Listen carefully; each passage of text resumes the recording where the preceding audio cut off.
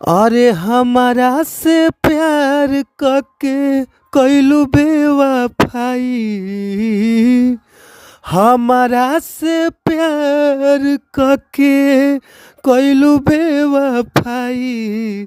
धोखा देले बारू जान, धोखा देले बारू जान, लेके गइलू परान। धोखा देले बारू जान, तोहरे के मनले रही दुनिया जहान। तोहरे के मनले रही दुनिया जहान। धोखा देले बारू जान, धोखा देले बारू जान, लेके गइलू परान। धोखा देले बारू जान। तो जी हाँ ये भैया, आप सब कैसन बानी जाइए भैया। और हमारा पूरा विश्वास रहेला कि आप लोग मस्त हो खबजा, खुश हो खबजा, स्वस्थ हो खबजा, तंदुरुस्त हो खबजा। और हम बानी आप सबके भोजपुरी गायक व गीतकार नीतीश सिंह। सबके हम प्रणाम करतानी ए भैया। आपन आशीर्वाद हमरा ऊपर बनौले रही जा, काहे से कि रउए सबके आशीर्वाद हमरा ऊपर चाहिए ए भैया। तो जी भैया, रउआ सबके बीच में बहुत ही ज़बरदस्त, बहुत ही सुंदर दर्द भरा बेवफाई सॉन्ग लेके आ गइल बानी। गम के गाना लेके आ गइल बानी ए भैया। तो भैया हो, हमरा पूरा विश्वास बा कि अगर ई गाना के रउआ सब अच्छा से म्यूजिक बनवा के अच्छा से स्टूडियो में रउआ सब गायकी क के रिकॉर्ड कर देतानी जा, तो हमरा पूरा भरोसा बा कि सॉन्ग जरूर बाजी, ई गाना जरूर बाजी ए भैया। जी भैया, रउआ सब अच्छा गावतानी जा, अच्छा बजावतानी जा, फिर भी रउआ सबके अच्छा मैटर गाना नइखे मिलत।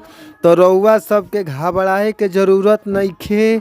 अच्छा मैटर पावे खातिर न हमारी यूट्यूब चैनल के सब्सक्राइब कर लीजा, जौना यूट्यूब चैनल के नाम बाटे भोजपुरी संगीत लिरिक्स। तो आप लोग हमारी यूट्यूब चैनल के सब्सक्राइब करके घंटी के बेल आइकन ज़रूर दबा ली, काहे से कि घंटी के बेल आइकन दबा लेब जा तो कौनो भी वीडियो गाना हम अपन चैनल के माध्यम से रिलीज करत तानी तो सबसे पहले नोटिफिकेशन रउआ सबके मोबाइल पर पहुँच जाइए भैया। तो आप लोग चैनल के ज़रूर सब्सक्राइब कर ली, घंटी के बेल आइकन ज़रूर दबा ली। तो आई जा हमनी के सीधे सीधे चलल जाओ अपन मुखड़ा की ओर।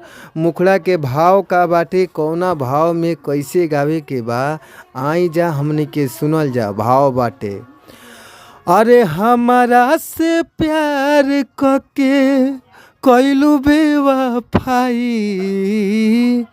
हमारा से प्यार कके कइलू बेवफाई। धोखा देले बारू जान, धोखा देले बारू जान, लेके गइलू परान। धोखा देले बारू जान, लेके गइलू परान। धोखा देले बारू जान, तोहरे के मनले रही दुनिया जहान। तोहरे के मनले रही दुनिया जहान। धोखा देले बारू जान, लेके गइलू परान। धोखा देले बारू जान। तो भैया, अगर ये मैटर अच्छा लागता, मस्त लागता न, तो फुल सॉन्ग लेवे खातिर स्क्रीन पर नंबर 1 नंबर नोट कर लीजा, 98 350 77 203। एक बार और नंबरवा के नोट कर लीजिए भैया, 98 350 77 203। तो आप लोग हमारे नंबर पर कॉल करी। कॉल कैला पर न बहुत ही कम से कम चार्ज में गाना मिल जाई। तो आप लोग कॉल करी, फिर मिलल जाई अगला वीडियो में। तब तक खातिर bye bye, thank you so much, धन्यवाद भैया।